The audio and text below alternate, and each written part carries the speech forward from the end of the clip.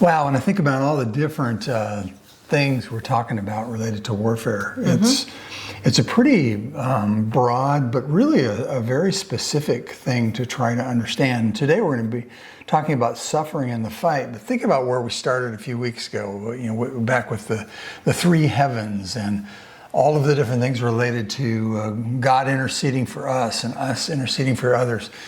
Today we talk about suffering, and what I'd like you to think about today is maybe one or two or three times in your life where you've had the most severe suffering. I mean, sometimes that's so relative. I'll be thinking about woe is me related to my suffering, and then I'll start thinking about what's going on the other side of the world, and I go, why should I even be thinking about that? But the reality is that suffering is something that comes into everybody's life, and God really uses suffering.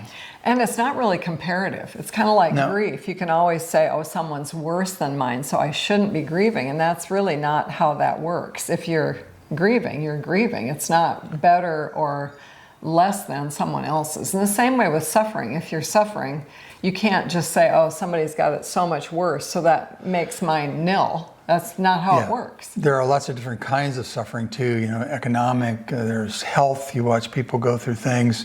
We've been very fortunate in that by and large. Social issues, oppression. Kids. Yeah, just lots of things. And so that's part of what we'll be addressing. Actually, after we get done with warfare, we're going to talk about turbulence and why turbulence is the way that it is. But today, talk a little bit about Peter. He's a good example of the teaching of suffering in the scriptures. Yeah, I'm looking forward to it because I think it's easy. I tend to separate Peter's later life from his earlier life. It's almost like he's two different people because he has changed so much. But that change came about from a lot of turmoil, turbulence, suffering. He just changed a lot because of that.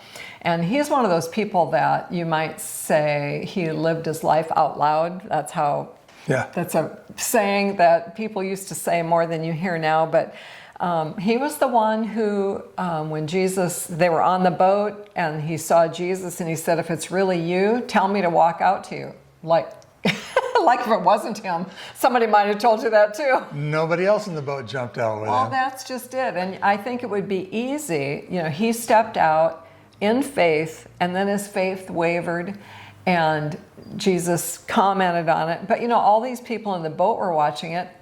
I kind of don't want to be the person in the boat that doesn't ever step out. And likewise, the suffering part comes then that you go, well, I'm not sure I should ever step out again because I was a failure. Which is one of the beautiful things about Peter, because he had a lot of reasons to give up or to feel ashamed. But because he knew who Jesus was, those things fell into the background, and he saw suffering really as a gift from God. And just talking about that, when Jesus said, first of all, Peter said, oh, I will never betray you. I'm with you 100%. And then Jesus says, by tonight, you're going to betray me 3 times. And he does. The part of that scripture that strikes me is that that night, he denied that he even knew Jesus, and then it says he went and wept bitterly. Yeah. And just when you read that and what it does, when you've had that happen in your heart, that you've been betrayed or you've betrayed, or just that you wept bitterly over something, that is deep suffering. Yeah, it really is. Loyalty, personal loyalty is hard to find, and when you feel like you have it and it goes away, that's very difficult. And those are all issues that Peter was wrestling with, but he came out the other end of it strong. And it shows up in his later writings. Another one that he experienced of suffering was, this is later when we see Peter as a leader rather than someone who's still... Peter is a leader, I like it. instead of trying to figure it out. But even at that point, he's kind of going off track. And so Paul goes to him and speaks to him in public. And he took it. He was strong enough to, instead of retaliate or say, you should have talked to me in private, instead of finding reasons why he didn't have to accept the correction, he accepted the correction. I mean, there are so many things in his life that are so part of suffering, a part of how I can live my life. Well, it's interesting, Peter chose to follow Jesus, and we're taught in his letters, in particular, Peter's letters, how much when you choose that, you are choosing the way of suffering. And so when he chose that, he experienced humiliation and temptation and fear and anger and regret. But he processed all of that like every human does, but he did it within the friendship that he had with God. So I just had a thought, and I'm not quick enough to remember who wrote it. All things work together for good. That's Paul.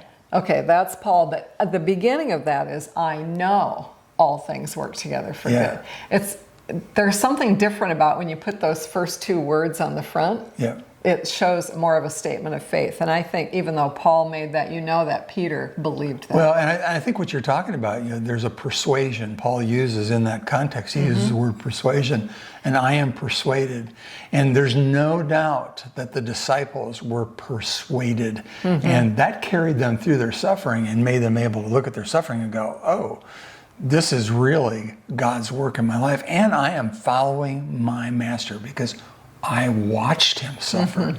He did. So, do we want to go when he denied Christ 3 times? Do we want to fast forward to after Jesus was raised and how Jesus brought him back? I bet he'd like to.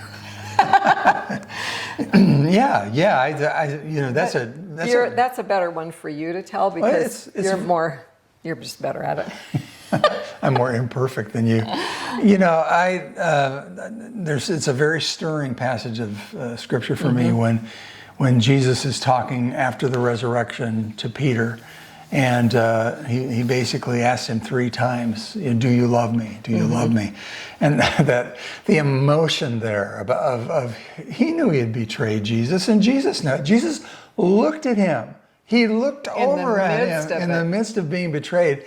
But that didn't throw Peter out, as far as God was concerned. And that's, again, there's so many things we can learn about God through suffering.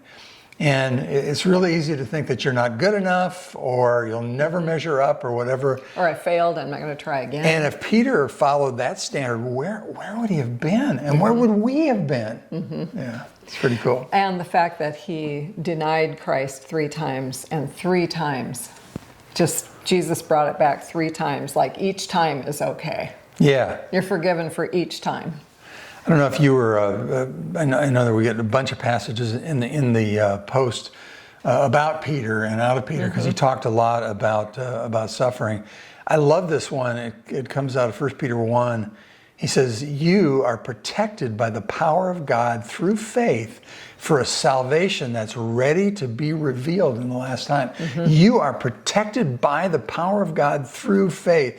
And in this you greatly rejoice, even though now for a short time, if necessary, you have been distressed by various trials, so that the testing and the proof of your faith, being more precious than gold, which is perishable, though tested by the fires of life, may be found to result in praise and glory and honor when Jesus comes back at the revelation of Jesus Christ. And that so encompasses the lofty things that I think Peter learned through his trials and through his suffering. And there are a lot of responses to suffering. It can make you bitter or afraid. Yes. One of the things we went through was having a sick kid and moving to a different state, and it was different enough. It was a little bit of a culture shock. And I can remember going for walks and just saying, God, whatever, just don't let me be a bitter woman. Yeah. Because the bitterness, when you see someone who's bitter, it is so unbecoming.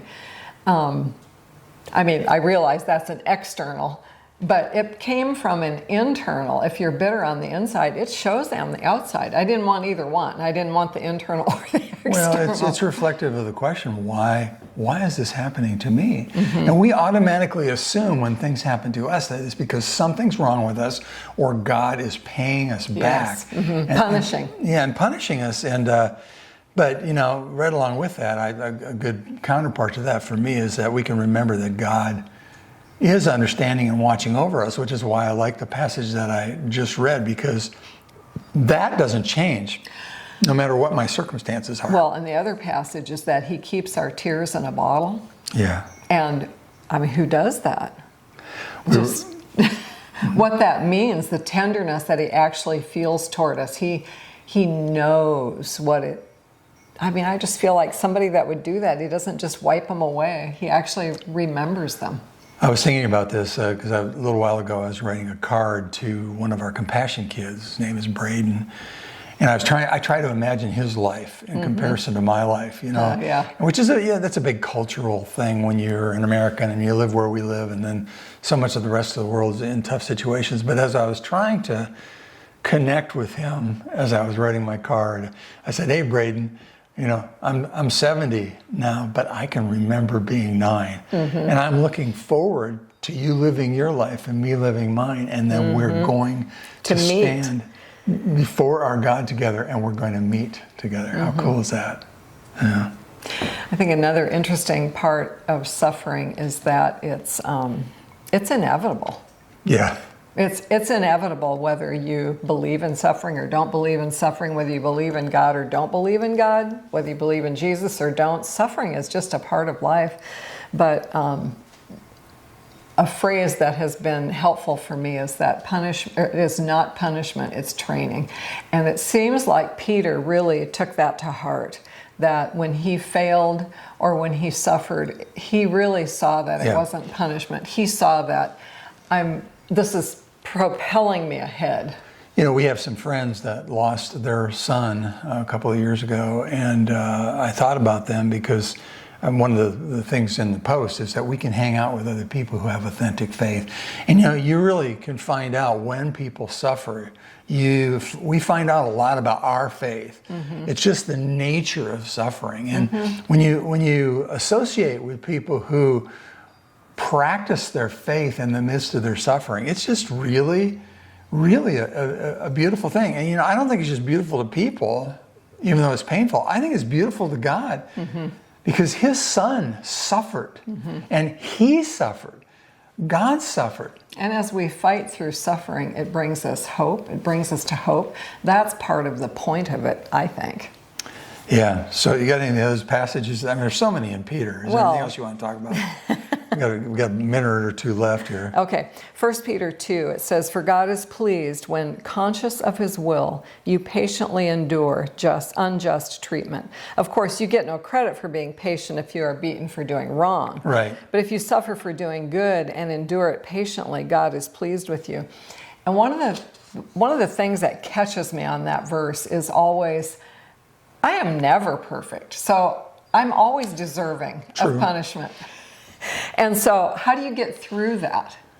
Yeah. I mean, it doesn't matter if I'm in trouble somehow or if I'm suffering somehow. I can say, I didn't do this.